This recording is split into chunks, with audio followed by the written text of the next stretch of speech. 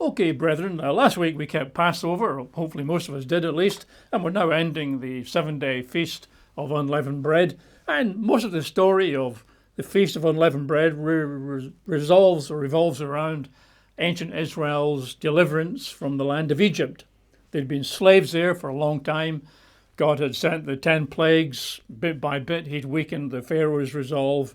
And on the night, to be much remembered, that we kept, last week, ancient Israel went out from Egypt, from slavery, with a high hand, heading off to the promised land. Now, of course, it was a fair distance to go, and not a great surprise that on the way, on their journey from Egypt to Canaan, they would meet many obstacles. It wasn't necessarily going to be an easy journey. There would be perils on the way. And of course, that in a sense is a bit of a parallel to you and to me. We've left behind our old way of life, our old way of sinful living. We've left that behind. We've been delivered by Jesus Christ, our Passover, and now we're walking on our way to the promised land, to God's kingdom. And no great surprise, we'll meet tests. We'll meet opposition. We'll come into difficulties, just as ancient Israel did, right? As they journeyed through the wilderness, we're journeying through what is our wilderness on the way to that future promise. And ancient Israel's adventures as they made that journey from Egypt to the promised land, there are lessons, there are problems they had that we can learn from.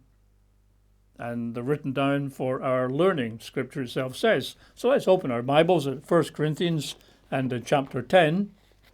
1 Corinthians chapter 10. Let's read verses 1 to 13.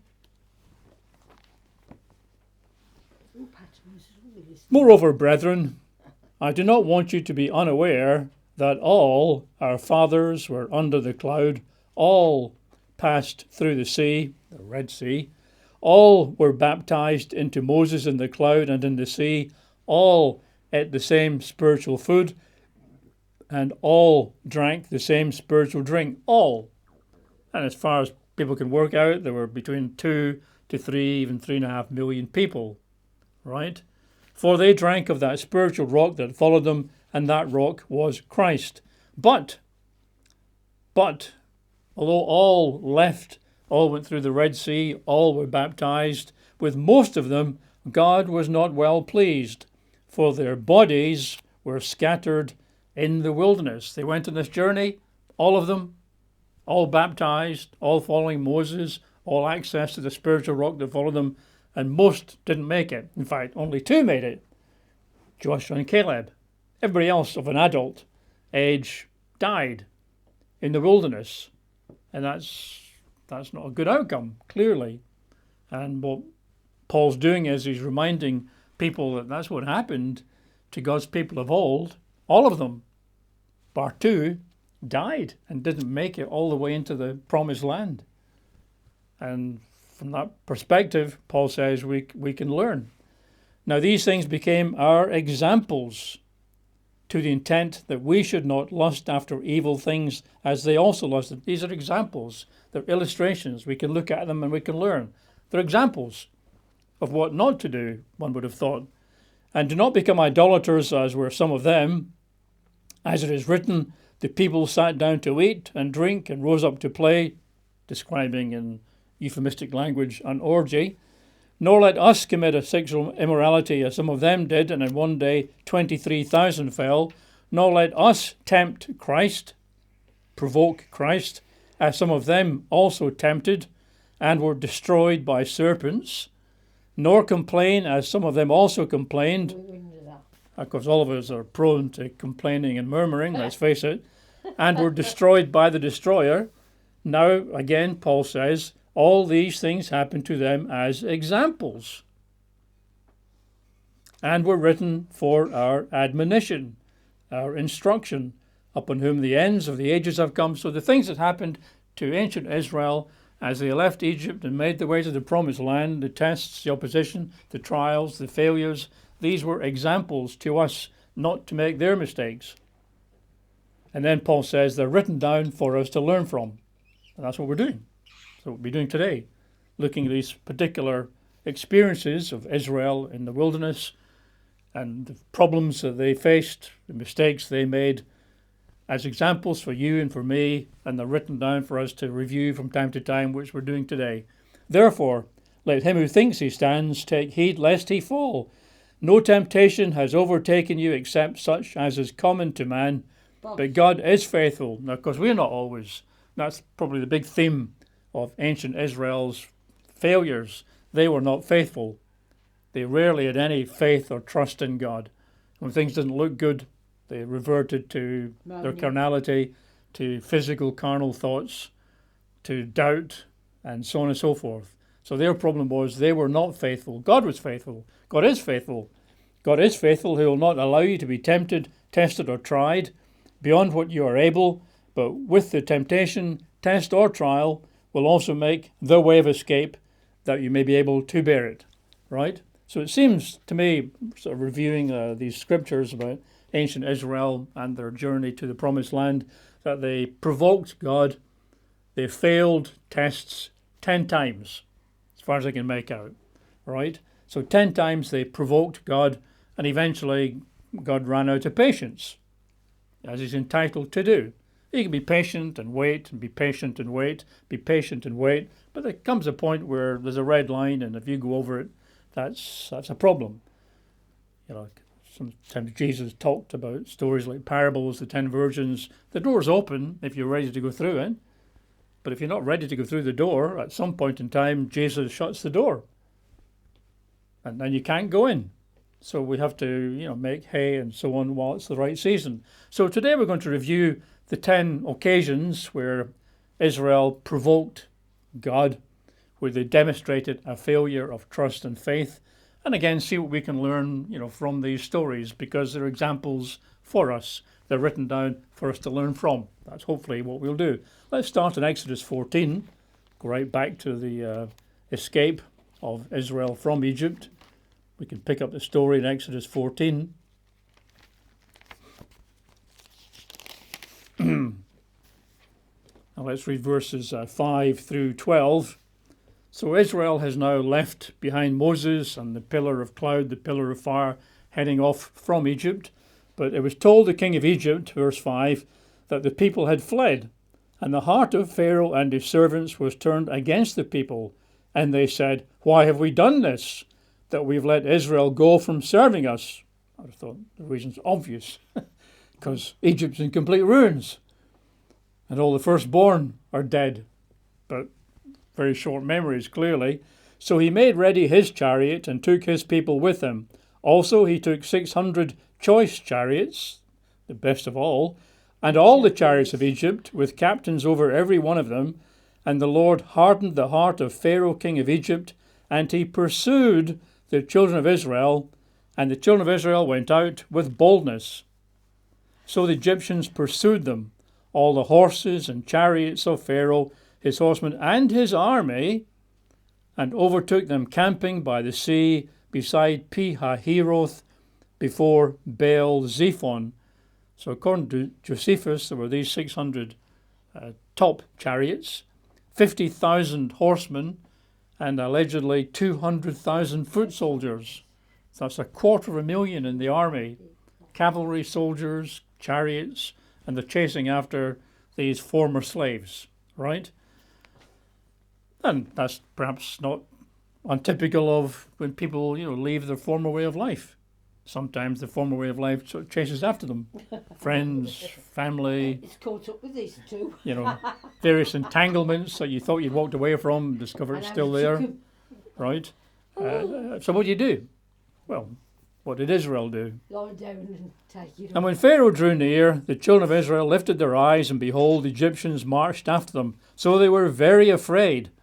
And the children of Israel cried out to the Lord. Then they said to Moses, "Because there were no graves in Egypt, have you taken us away to die in the wilderness? Why have you so dealt with us to bring us up out of Egypt? Is this not the word that we told you in Egypt, saying, 'Let us alone, leave us be, that we may serve the Egyptians'? It would have been better for us to serve the Egyptians than to die in the wilderness." So they're in a pretty hopeless state, aren't they? I mean, you might say, well, they're looking at a 250,000 strong, military army heading after them. Why wouldn't they be afraid? Well, that's one way of looking at it. But another way of looking at it is that God had just demonstrated how he could take care of Egypt. Locusts, flies, murrain on the cattle, darkness, fire and lightning, and so on. And of course, the death of the firstborn. In every house, it says there was at least one person dead. So Israel had seen all of that. They'd seen God's dramatic power and intervention. So couldn't they at least have thought, well, God handled everything up till now. I'm sure he can handle this problem. So there was a choice there to trust God, believe God. At the end of the day, they've got a choice like you have, like I have, to walk by faith or walk by sight. It's quite clear what they were doing there. They're walking by sight. Oh, look at the army. Oh, look at the cavalry. Oh, we're dead. We're going to die here in the wilderness. Why has this happened? What about, God destroyed the firstborn. God destroyed the fields. God brought in locusts and frogs and the water turned to blood. God can do all those things. God can handle this. That's one way of looking at it. That would have been the better way, but of course they didn't. They reverted to, woe is me. We're doomed. Right? Thankfully, God wasn't doomed. He had the matter under control. Verses 13 through 16. And Moses said to the people, do not be afraid. Stand still and see the salvation of the Lord, which he will accomplish for you today. For the Egyptians whom you see today, you shall see again no more forever. The Lord will fight for you, and you shall hold your peace. And the Lord said to Moses, why do you cry to me? Tell the children of Israel to go forward. But of course they were backed up to the sea. Mountains to the north, mountains to the south, sea to their front, and the Egyptian soldiers to the other side. And nowhere to go, they were boxed in. But lift up your rod, verse 16, and stretch out your right hand over the sea and divide it. And the children of Israel shall go on dry ground through the midst of the sea. And I indeed will harden the hearts of the Egyptians, and they shall follow them. So I will gain honour over Pharaoh and over all his army, his chariots and his horsemen. Then the Egyptians shall know that I am the Lord, when I have gained honour for myself over Pharaoh, his chariots and his horsemen. Right? So God's going to take care of it. Moses has to stretch his arm out with this rod. The Red Sea will divide in two, and Israel will go through on dry ground, and so on. Verse 21. Then Moses stretched out his hand over the sea, and the Lord caused the sea to go back by a strong east wind all that night, and made the sea into dry land, and the waters were divided. So the children of Israel went into the midst of the sea on the dry ground, I guess Moses leading the way, and the waters were a wall to them on their right hand and on their left. And the Egyptians pursued and went after them into the midst of the sea, all Pharaoh's horses, his chariots, and his horsemen. I don't think I'd have done that. I'd have been suspicious if I was an Egyptian. Like, not sure about this. The Red Sea just opened up and they're going in. Who says it can't come back again? I think I'll just stay here. I think I'll go back home. But that wasn't the case. No choice, the Pharaoh made him go. Now it came to pass in the morning watch, I think that's the period leading up to dawn, that the Lord looked down upon the army of the Egyptians through the pillar of fire and cloud, and he troubled the army of the Egyptians. And he took off their chariot wheels. So they drove with difficulty, as you do with no chariot wheels. And the Egyptians said, let us flee from the face of Israel, for the Lord fights for them against the Egyptians. Remember the old song, 3 wheels on my wagon, but I'm still rolling along. The Cherokees are after me. They look mad, things look bad, but I'm singing a happy song. You remember that song? We might give you a fiver not to sing it. 1960s or thereabouts. And of course, there's my grandma told me about that. 3 wheels on my wagon, and there's 2 wheels on my wagon, and 1 wheel on my wagon. And then no wheels. No wheels on my wagon, and I'm not rolling along. And the Cherokees have captured me. I think that's how it goes. But then they sing a happy song as well. Happy ending. But anyway, the wheels are coming off the chariots and the wagons, and they're in trouble. So some of them at least say, let's get out of here. And they should have done that pronto. Then the Lord said to Moses, Stretch out your hand over the sea, that the waters may come back upon the Egyptians, on their chariots and on their horsemen. And Moses stretched out his hand over the sea, and when the morning appeared, the sea returned to its full depth, while the Egyptians were fleeing into it. So the Lord overthrew the Egyptians in the midst of the sea. Then the waters returned and covered the chariots, the horsemen, and all the army of Pharaoh that came into the sea after them. Not so much as one of them remained. That's about 250,000, apparently. But the children of Israel had walked on dry land in the midst of the sea, and the waters were a wall to them on their right hand and on their left. So the Lord saved Israel that day out of the hand of the Egyptians, and Israel saw the Egyptians dead on the seashore. Lots of bodies floating there, horses floating there, bits and pieces of detritus and debris there. Thus Israel saw the great work which the Lord had done in Egypt. So the people feared the Lord and believed the Lord and his servant Moses, at least for a few minutes. Because to them, seeing is believing. They're going to walk by sight, right? They might believe momentarily. You see all these bodies there, perhaps thousands and thousands of bodies floating about on the surface of the sea and on the beaches and so on. They believed at that point, right? But not for long, as we'll see. So that was probably their first provocation of God, first test. And rather than sort of saying, let's trust God, they start fearing and they start belly aching. We should have stayed back in Egypt. Why are we here? And why is God doing this? And what's Moses on about? This is a problem. We shouldn't be here. That's their first complete failure because they had no faith, no trust in God. God had delivered them from Egypt. He carried out, 10 plagues, and they were aware of that. But here the first test, after they leave, and they flop. They fail. Right, we've got, I think, a couple of slides to show you at this point, just as a reminder. So the first slide is showing you the actual distance across the Red Sea at this particular point. It says there 10.5 miles. That's from Nuweiba Beach on the left-hand side, the west, across to the Saudi Arabian Peninsula over there, and the beach over there. That, as far as people are aware, that is the route they took. One more slide. And that's obviously from a bit higher up, from a drone or an aeroplane or something. And what it shows you is, from Ramesses, the top towards the left there, the white path leads across that peninsula down to the Gulf of Aqaba. And that then is that part we just looked at, heading across to Midian, where Mount Sinai is. You might see Mount Sinai there, sort of white sort of dot, Mount Sinai. That's I believe, the correct, accurate Mount Sinai, and that's more accurately where Israel crossed the Gulf of Aqaba. The old-fashioned ideas you might find in your Bible maps are that Sinai was down at the bottom of that peninsula, right in the center of the picture. But I think that's inaccurate. I don't think that's right. So that's, as far as one can make out, that's the route that Israel took and then crossed over the Gulf of Aqaba, as we call it today. So that's their first test, and they blew it. Thankfully, God was faithful, looked after them. Fine, perhaps he realizes it's a bit early in the experience yet. They still haven't quite cottoned on that I'm a very powerful being. The second test we can find in Exodus 15.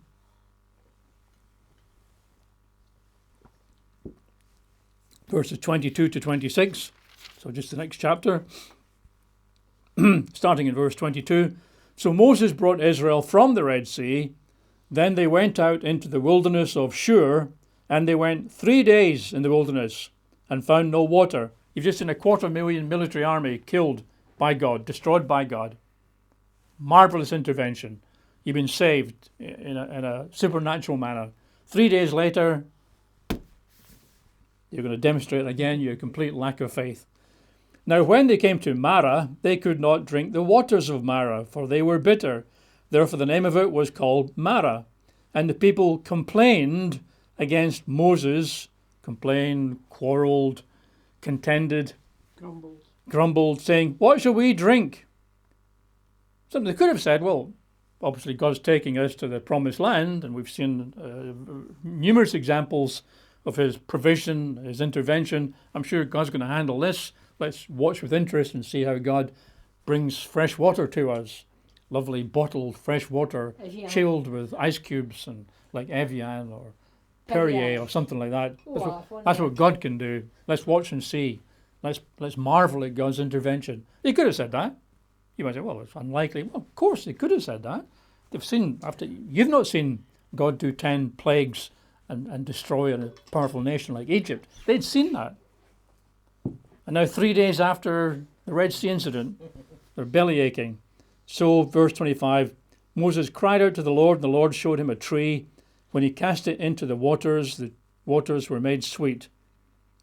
And there God made a statute and an ordinance for them, and there God tested them, and he said, if you diligently heed the voice of the Lord your God, and do what is right in his sight, give ear to his commandments, and keep all his statutes, I will put none of the diseases on you, which I have brought on the Egyptians, for I am the Lord who heals you. Amen. I am Jehovah Rapha, one of God's titles, God the healer. You and me included, right? That's his title, one of his names, Jehovah Rapha, God the healer, right? But that's another example of where they could have just, waited and seen what God would do, but instead of that, they complain, they murmur.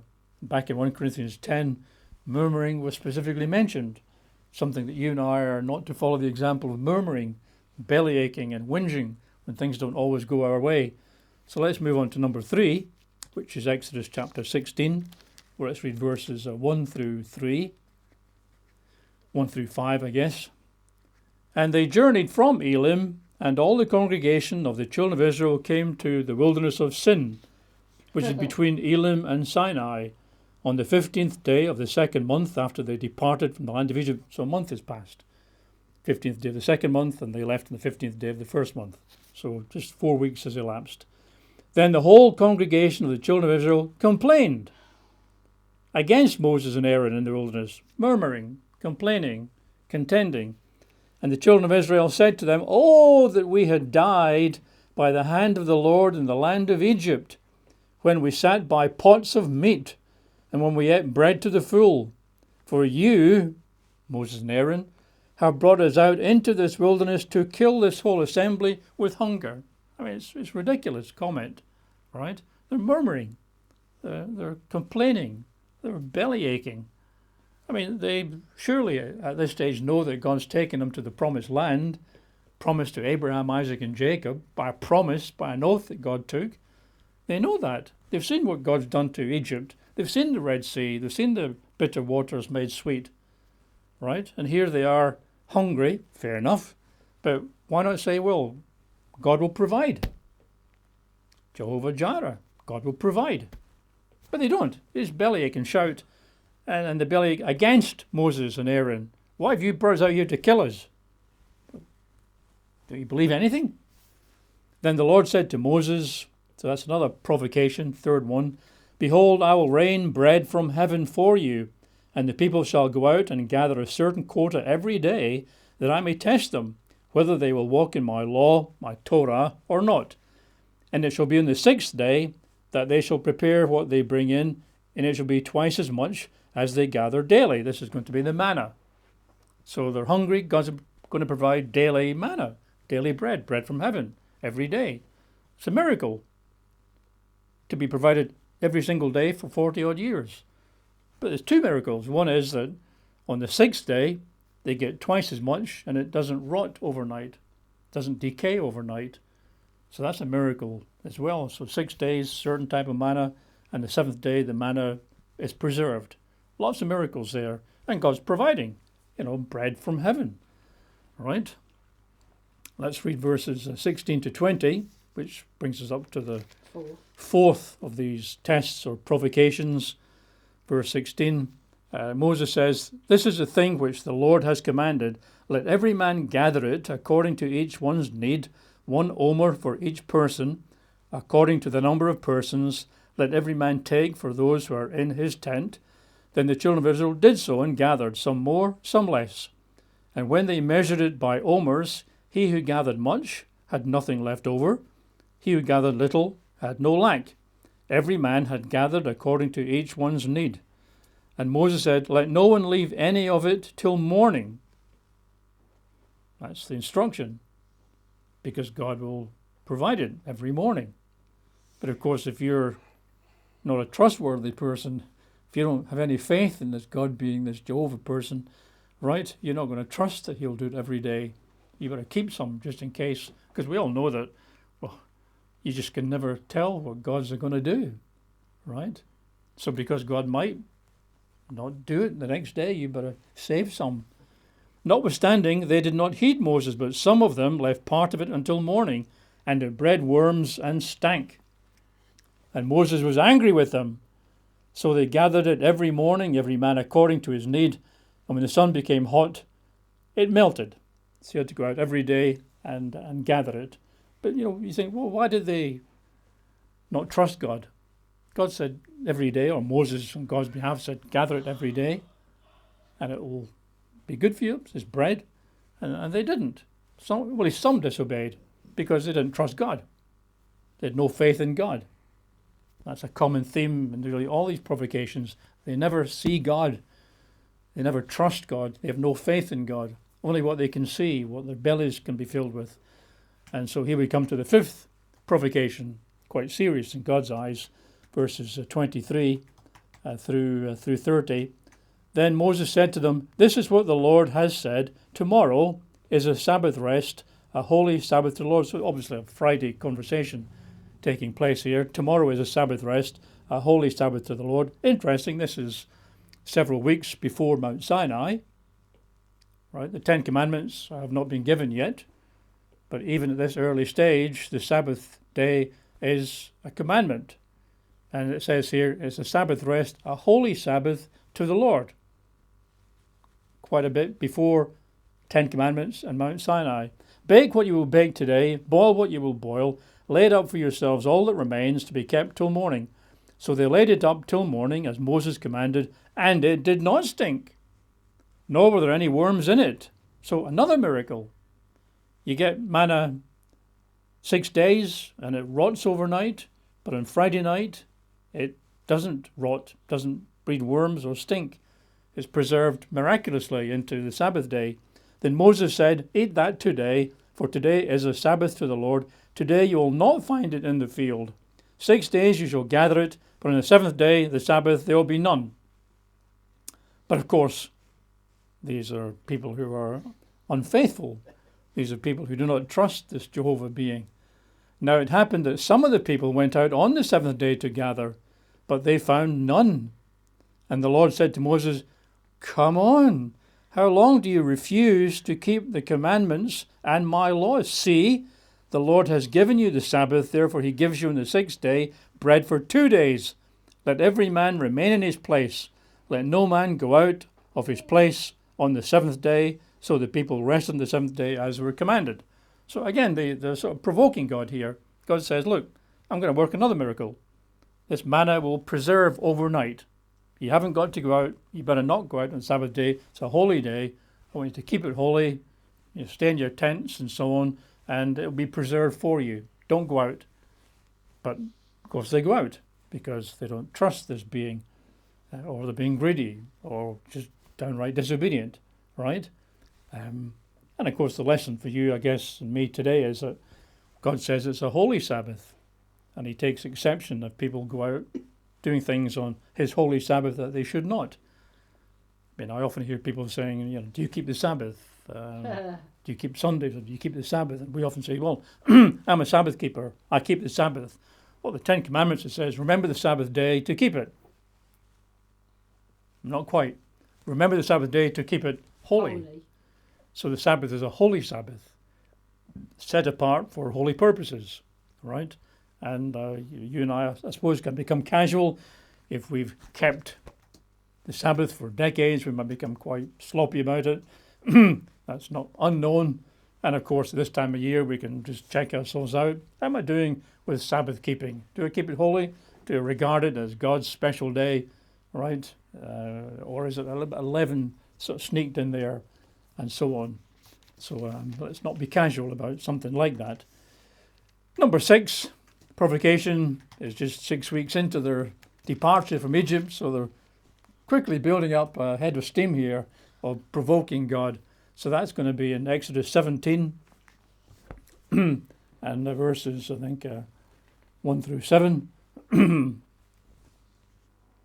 Then all the congregation of the children of Israel set out on their journey from the wilderness of Sin, according to the commandment of the Lord, and camped in Rephidim. So I think we're following the chronology here. So week by week, we're picking up another provocation. 6 weeks in, we're up to number 6. Not a very good example, is it? But there was no water for the people to drink. But God's our deliverer.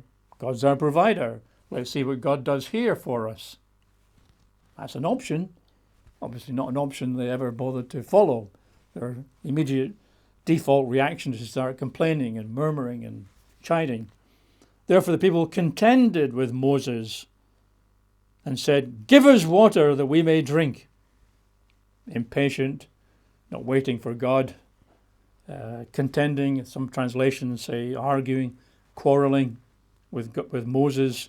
So Moses said to them, "Why do you contend with me? Why do you tempt the Lord?" Which ultimately is what they're doing. And the people thirsted there for water, and the people complained against Moses and said, "Why is it you have brought us up out of Egypt to kill us and our children and our livestock with thirst?" Well, that wasn't why Moses took them out. They know the story. They know what's happening here. They know the plan. Head off to Canaan, to the land that Jehovah God promised to our forefathers, Abraham and Isaac and Jacob. He promised it, right? And we left 430 years after that covenant was entered into, and we're heading to the promised land. And God's with us. You would have thought that's what they were thinking, but well, obviously it's not what they're thinking. So Moses cried out to the Lord and saying, "What shall I do with this people? They are almost ready to stone me." So they're really getting vicious and angry. And the Lord said to Moses, "Go on before the people and take with you some of the elders of Israel. Also take in your hand your rod with which you struck the river, and go. Behold, I'll stand before you there on the rock in Horeb," which is the Mount Sinai range, "and you will strike the rock, and water will come out of it." You'll strike the rock, not a rock. So it suggests there was a well-known rock in this vicinity. You'll strike the rock, and water will come out of it, that the people may drink. Well, you can't get water out of a rock. It's ridiculous. Who's ever heard of that before? And Moses did so in the sight of the elders of Israel. So he called the name of the place Massah and Meribah. Massah means temptation. Meribah means contention or provocation. Because the contention of the children of Israel, because they tempted or tested the Lord, saying, "Is the Lord among us or not?" I mean, that's shocking language from the people of Israel, who were protected by the blood of the Passover lamb, delivered when the firstborn died, taken through the Red Sea, and getting manna. I mean, even this morning, they would have had manna, which they collected, which is a miracle, right? But later in the day, they're now contending. Is God among us or not? Do you think God's with us or not? Right? And arguing and fighting with Moses and Aaron and so on. And so Moses calls the place Massah, Meribah, temptation and contention or provocation. So again, you can see that the people are just relying on the physical. They have really almost no belief at all in God and his provision, for his care for them. They don't see God as a caring individual. He's out to kill them. Further into the wilderness they go, the more they're going to be stuck there, and then God's going to just kill them all. What sort of mixed up thinking have they got? Let's look at number 7, Exodus 32. This one's a doozy, I think they say. Exodus 32, let's read verses 1 to 6. So Moses has received the 10 Commandments. He's up Mount Sinai with God 40 days, 40 nights, having the 10 Commandments, which God writes for him on tablets of stone. Of course, that's quite a while to be gone. That's nearly 6 weeks that he's up on the mountain. Now, when the people saw that Moses delayed coming down from the mountain, the people gathered together to Aaron. Some translations say gathered together against Aaron, and said to him, "Come, make us gods that shall go before us. For as this Moses, the man who brought us up out of the land of Egypt, we do not know what's become of him." Where's he gone? Gone on holiday somewhere? Gone back to Egypt, perhaps, take over in the absence of the Pharaoh. Where's he gone? We don't know. And we're fed up waiting. Impatient. God moves at his pace, but they're not allowing God any allowances at all there. They're impatient, they're fed up. This character Moses, who knows where he's got to? He's run off somewhere, for all we know. It was God that brought him out, not the man. And Aaron said to them, break off the golden earrings which are in the ears of your wives, your sons, your daughters, bring them to me. So all the people broke off the golden earrings which were in their ears and brought them to Aaron, and he received the gold from their hand, and he fashioned it with an engraving tool and made a moulded calf, or probably a young bull, which was one of the gods of Egypt. And then they said, this is your God, O Israel, that brought you out of the land of Egypt. Well, this golden bull didn't exist the day before, yet apparently it brought them out of the land of Egypt. So when Aaron saw it, I think people's enthusiasm, he built an altar before it, and Aaron made a proclamation and said, tomorrow is a feast, proper, a banquet, to the Lord. Then they rose early on the next day, offered burnt offerings, brought peace offerings, and the people sat down to eat and drink and rose up to play, which most commentators say is just a euphemism for a riot and a big orgy. Lots of drinking and orgy affairs. This is God's people. Right? Moses is up the mountain where God is. Foot of the mountain, the people are having an orgy and worshipping a golden calf, a golden bull. Idolatry, right? The 10 Commandments that they heard just a few weeks earlier, 40 days earlier, thou shalt make no other graven image unto me, unto any other creature, and bow down to it and worship it. That's exactly what they're doing in God's presence. The Good News Bible says of that verse 6, the people sat down to a feast which turned into an orgy of drinking and sex. God's people in God's presence. Let's read verses 7 to 14.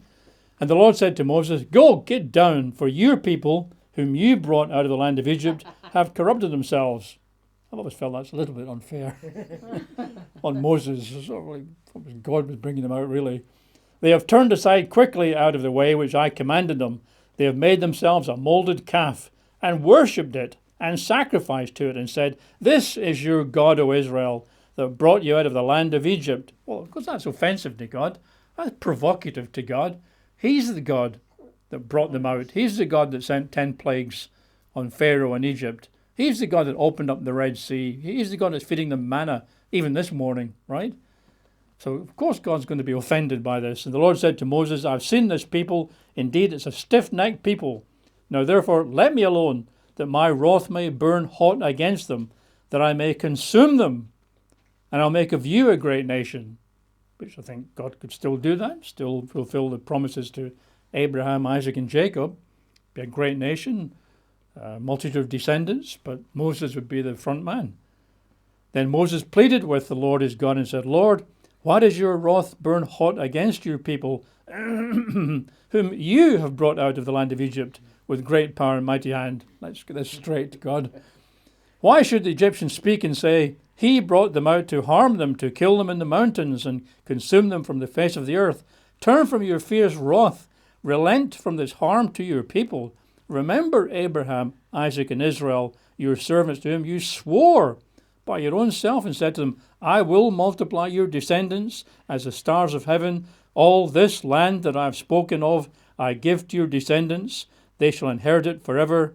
So the Lord relented from the harm which he said he would do to his people. So intercession. Moses interceded. God listened. All right?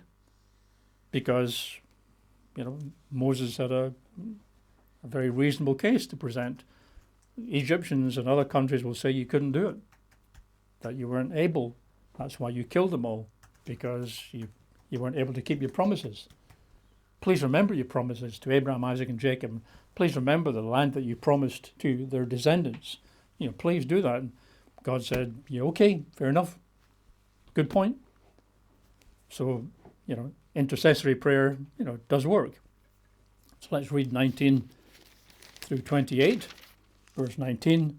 So it was as soon as Moses came near the camp that he saw the calf and the dancing. So Moses' anger became hot, and he cast the tablets out of his hands and broke them at the foot of the mountain. angry. Of course, in essence, the people had already broken the laws on the commandments. They were worshipping, false gods. They had made idols, right, and all the rest of it. So Moses broke the physical tablets as they were breaking the actual laws themselves. Then he took the calf which they had made, burned it in the fire, ground it to powder, and he scattered it on the water and made the children of Israel drink it. And Moses said to Aaron, "What did the people do to you, that you brought so great a sin upon them? What happened?" Aaron, left you here for a few days, 40 days. When I come back, there's a molded calf. People have got an orgy. What's going on, Aaron? So Aaron said, "Do not let the anger of my Lord become hot. You know the people, that they are set on evil," probably true. "For they said to me, 'Make us gods that shall go before us.' As for this Moses, the man who brought us out of the land of Egypt, we do not know what's become of him." And I said to them, "Whoever has any gold, let them break it off." So they gave it to me. I cast it into the fire, and would you believe it? This calf came out.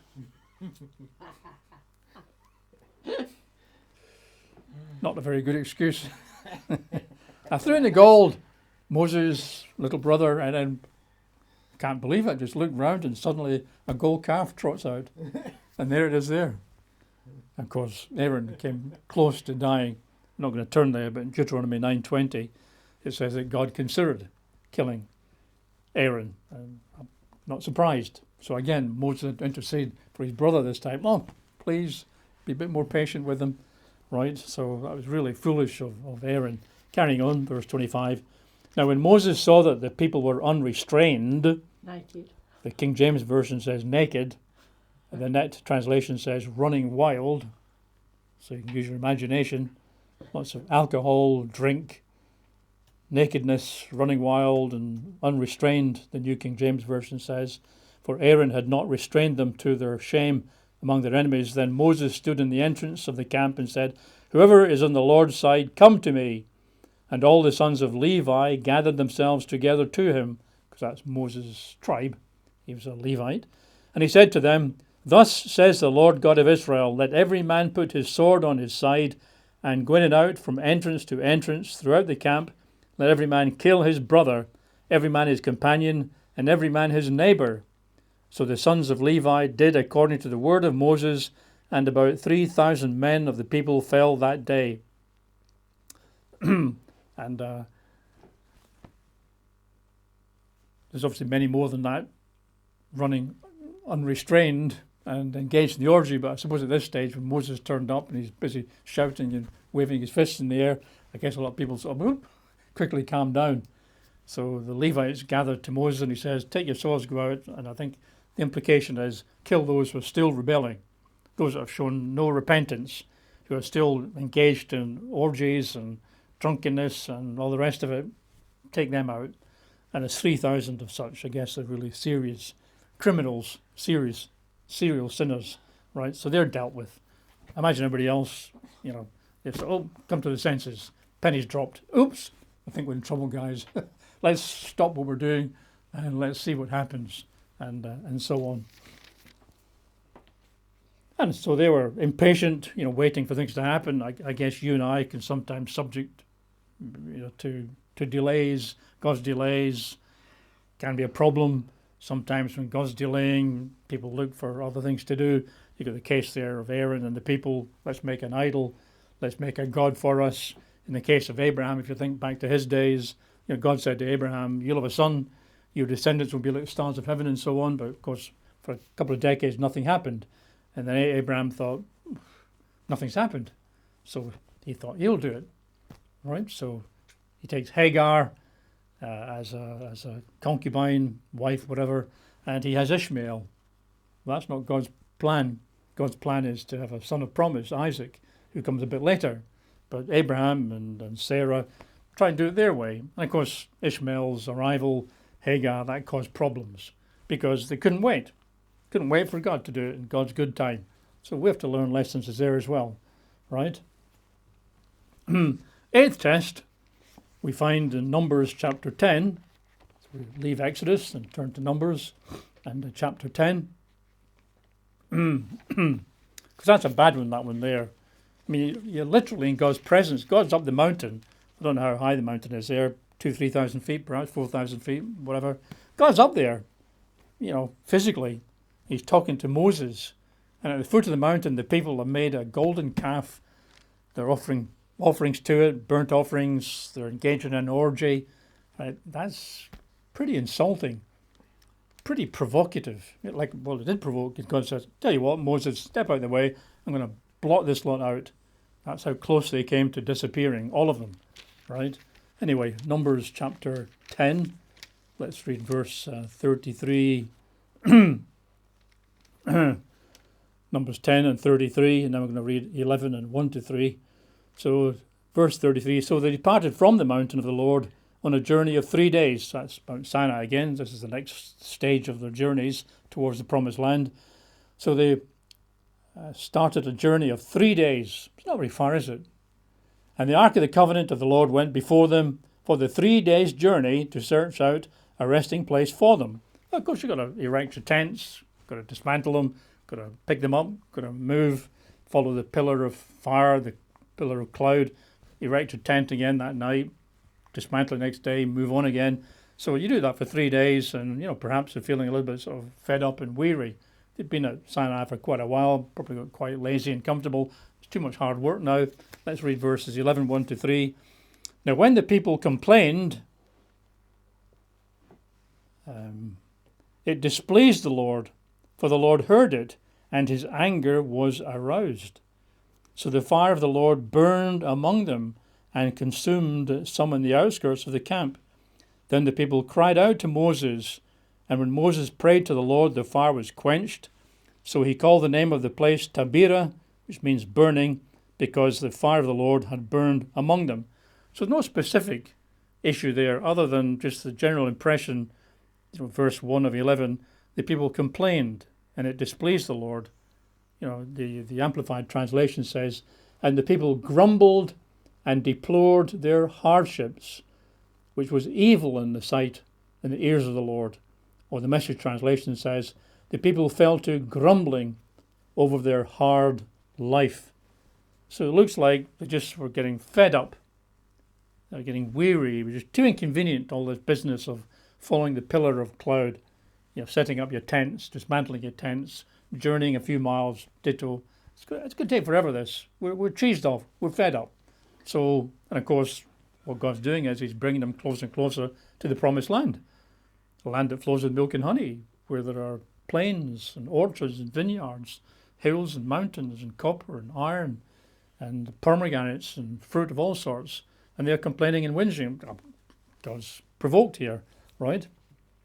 And I think all of us should realize that, the Christian life is not necessarily an easy life. You probably do know that by now. But Scripture tells us it's, that sufferings of this present time are not worthy to be compared to the glory that will be revealed in us one day. That it's through much tribulation that we enter the kingdom of God, right? There's no comparison to our light suffering of the moment to the eternal weight of glory that will be revealed to us in the fullness of time. Of course, we're prone to grumble. I do it. I imagine you do it. Grumble, grumble, grumble, murmur, murmur, murmur, murmur. Whinge, whinge, whinge.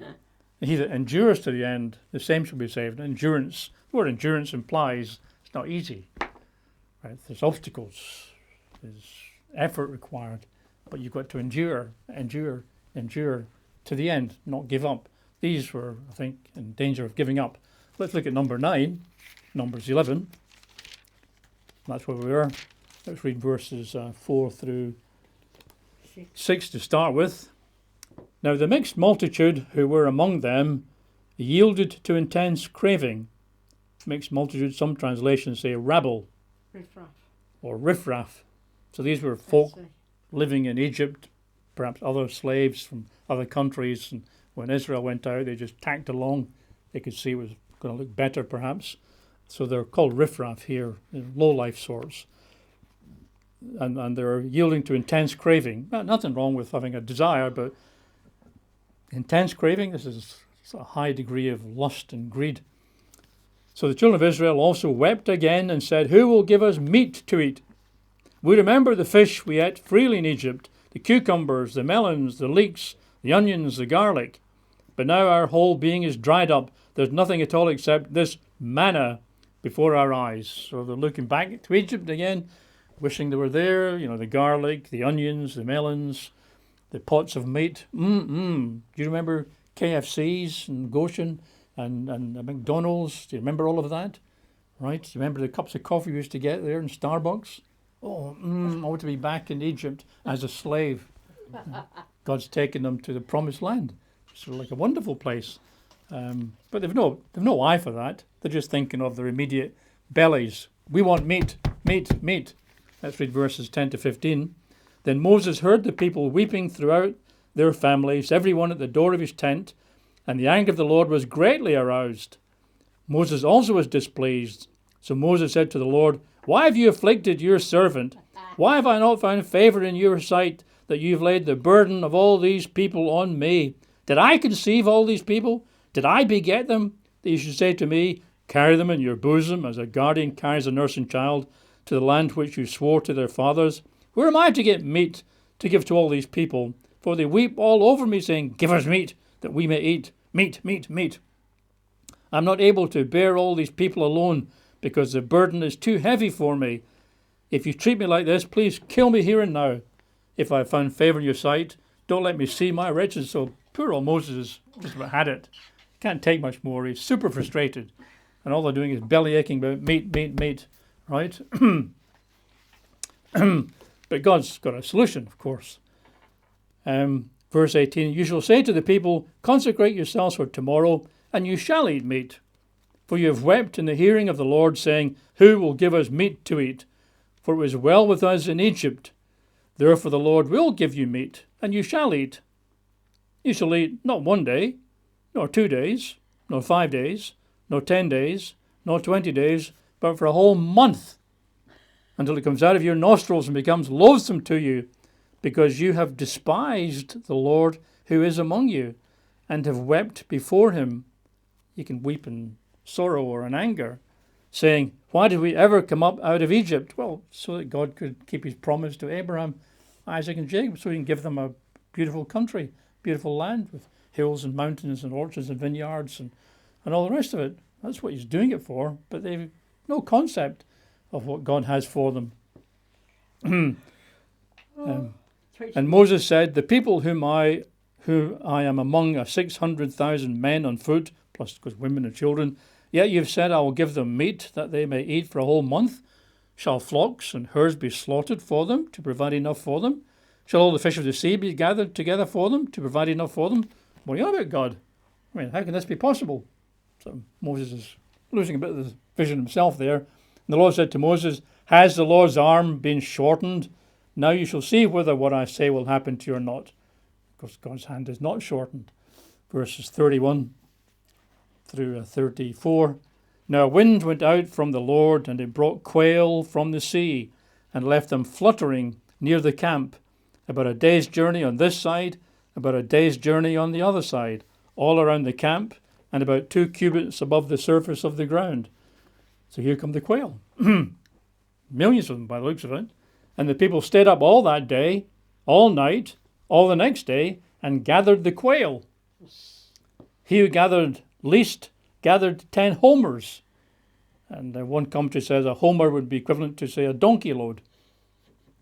So he who gathered least gathered 10 donkey loads of quail, which I assume is like hundreds of quail, right? Is that greed? Probably. Is it lack of faith? We never can tell. This is today, but God might disappear tomorrow, and then we've got nothing to eat. We're going to starve again, so we can't trust this God being, this Jehovah. So let's make what we can. A bird in the hand is worth 2 in the bush, or 500 birds in the hand is worth whatever. So they gather all these quail, all these chickens, and they spread them out for themselves all around the camp. But while the meat was still between their teeth, I think they cooked it, probably roasted the quail. Before it was chewed, the wrath of the Lord was aroused against the people, and the Lord struck the people with a very great plague. So Moses called the name of that place Kibroth Hattaavah, because there they buried the people who had yielded to craving. So the problem, of course, is that, that people are greedy. Doesn't say specifically why God struck them at this moment, but reading between the lines, I imagine the people showed zero gratitude. They've been shouting about meat, meat, meat. Here God delivers them enough meat to last for a month or more. And instead of saying, thank you, God, thank you, Jehovah, for this meat, for these quail, looking forward to it, be changed from the manna, appreciate your intervention, thank you very much indeed, please bless this meal.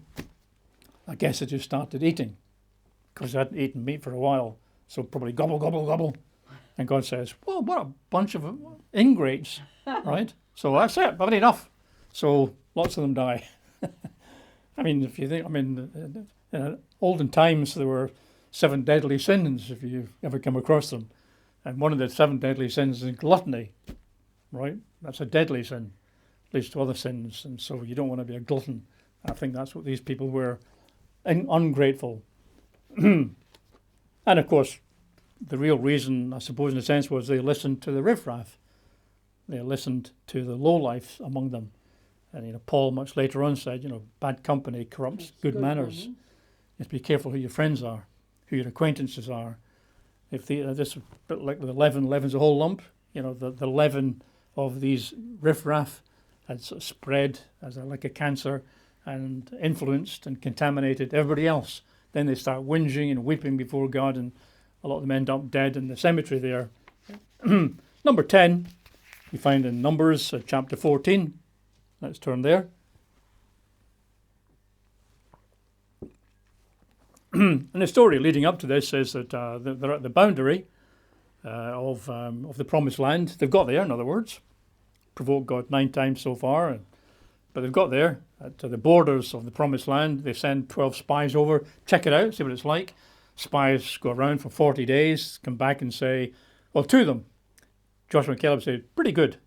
But the other 10, terrible. The cities are fortified, everybody's a giant in the land, there's no chance, we're going to be mincemeat, we're like grasshoppers. And of course, all the people, instead of listening to the 2 positive guys, the men of faith, Joshua and Caleb, the people listen to the 10 failures, the 10 losers. So let's pick up in chapter 14, let's read verses 1 to 10. So all the congregation lifted up their voices and cried, and the people wept that night. Bad news, we can't go into the land. The people there are far too strong for us. Now, God's destroyed the Egyptian empire, right? Probably the most powerful empire of its day. God destroyed that without any help from Israel, right? Locusts, fire, rain, blood in the water, the death of the firstborn with the destroyer. They've seen all that. They've been through the Red Sea, the water on the left and the right. They've seen all that. And now they can't believe that God can bring them into the land which he promised. And all the children of Israel complained against Moses and Aaron. And the whole congregation said to them, if only we had died in the land of Egypt, or if only we had died in this wilderness. Oops. Better be careful what you say. Always be careful. Why has the Lord brought us to this land to fall by the sword, that our wives and children should become victims? Would it not be better for us to return to Egypt? Oh, yeah, it would be. So they said to one another, let us select a leader and return to Egypt. So they're at the border to the promised land. They're there. God's got them there. They've just got to walk over it, and God will deliver the cities and so on into their hand. But now they're saying, let's choose a new leader. We don't like Moses and Aaron. Let's find somebody else who can take us back to Egypt, back to slavery. What's going on? Then Moses and Aaron fell on their faces before the assembly of the congregation of the children of Israel. But Joshua the son of Nun and Caleb the son of Jephunneh, who were among those who had spied out the land, tore their clothes. And they spoke to all the congregation of the children of Israel, saying, the land we passed through to spy out is an exceedingly good land. Exceedingly good land. And it was. It's a great land, a great country, waiting for them. I think this was harvest time they arrived. Don't have to do any work, just go in and there's all the orchards, and there's the fruit, there's the grapes, and so on. If the Lord delights in us, he will bring us into this land and give it to us, a land which flows with milk and honey. Only do not rebel against the Lord, nor fear the people of the land. For they are our bread, their protection has departed from them. The Lord's with us. Do not fear them. And all the congregation said, Hallelujah, amen, let's go. All the congregation said, to stone them with stones, which means execute them. Let's kill these guys. Let's shut them up. Let's cancel them physically. And at that point, God turns up. Now the glory of the Lord appeared in the tabernacle of meeting before all the children of Israel. So just as they're about to pick stones up and kill these guys, the glory of the Lord appears just out of sight. And Jehovah's turned up. So of course that stops that particular plan of theirs. And of course, God says again, that's it, I've had enough. I can't take any more of this. I'm going to wipe them out.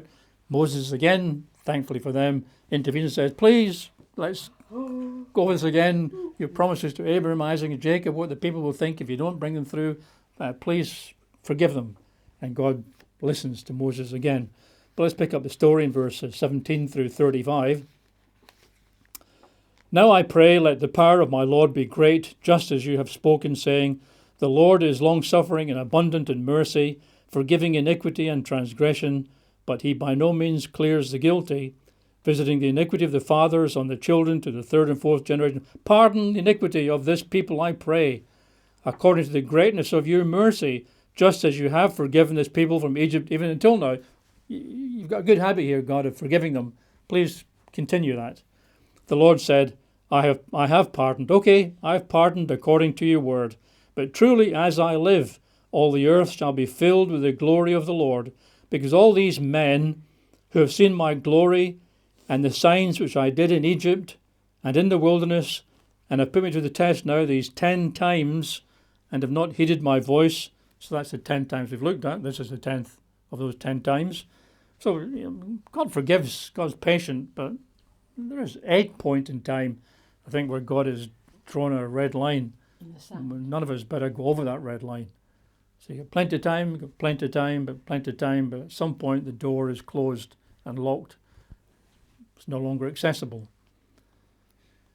They've not heeded my voice, verse 23. They certainly shall not see the land of which I swore to their fathers, nor shall any of those who rejected me see it, but my servant Caleb, because he has a different spirit in him and has followed me fully, I'll bring into the land where he went, and his descendants shall inherit it. And of course Joshua as well.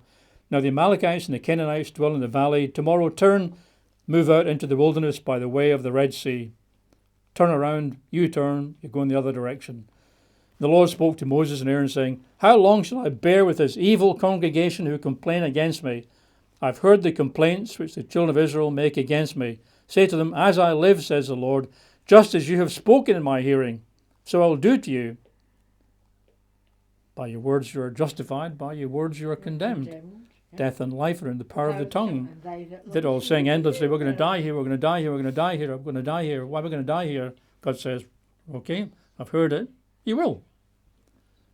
The carcasses of you who have complained against me shall fall in this wilderness. All of you who were numbered, according to your entire number, from 20 years old and above, except for Caleb and Joshua, you shall by no means enter the land which I swore I would make you dwell in. But your little ones, whom you said would be victims, I will bring in, and they shall know the land which you have despised. But as for you, your carcasses shall fall in this wilderness, and your sons shall be shepherds in the wilderness 40 years, and bear the brunt of your infidelity, until your carcasses are consumed in the wilderness. According to the number of the days in which you spied out the land, 40 days, for each day you shall bear your guilt 1 year, namely 40 years. And you shall know my rejection. I, the Lord, have spoken this. I will surely do so to all this evil congregation who are gathered together against me. In this wilderness they shall be consumed, and there they shall die. Right? And of course that wasn't God's will. God's will, we've expressed lots of times, into the promised land. Enjoy it. Occupy the buildings and the fields and the prairies and the forests. Get wood, get copper, get iron. Have a wonderful time there. It's the land of promise. It's yours. I'm going to take you in there. I'm going to deliver it to you. So God's been patient, right? This is not his will. But as somebody said, you can take the people out of Egypt, but you can't take Egypt out of the people, right? And of course there's lessons for us. We've left our spiritual Egypt, so behind us. We're on a journey, maybe quite a long journey. There are obstacles, there's opposition, there's tests. It's easy to grumble, as you know. And it's easy for us to lean on our own understanding. Where's God got to? Why is there a long gap? Why am I waiting all this time? Do we see God in hard times? Or we just see ourselves and walk by sight and not by faith? We should be like the two good spies that believed God, trusted God, had faith in God, and that's a better example, not the other 10 spies, right? So these things are written down for our admonition. They are examples to us to learn from. That's our final scripture. Let's turn to Romans 15. Final scripture, Romans in chapter 15, which says much the same thing.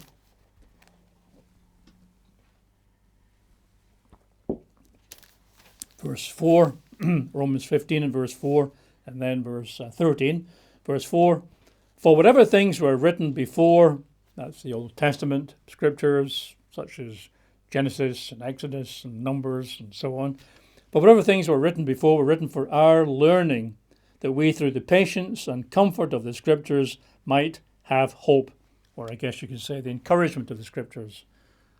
These things were written down for our learning, so that by the encouragement, the lessons that we see in the scriptures, we can have hope. And then hope, it tells us, verse 13, now may the God of hope fill you with all joy and peace in believing, that you may abound in hope by the power of the Holy Spirit. So hope is important, and the scriptures are there, these things written down, for our learning, that through the patience, the endurance that comes from the scriptures, the encouragement, the exhortation, that we can keep on going. And we do keep on going. So that's one of the main lessons, I guess, of the unleavened bread period. Let's not fall into the mistakes of ancient Israel, who had no faith in God, never saw God, always relied on themselves, their own bellies, endlessly complained, belly ached. Right? We can do that, of course. And it might be natural for us to do that, but much better to do what they didn't do and have faith in God, trust in God, believe God, and then enter our promised land when the time is ripe. Okay, with that, we'll conclude today's message.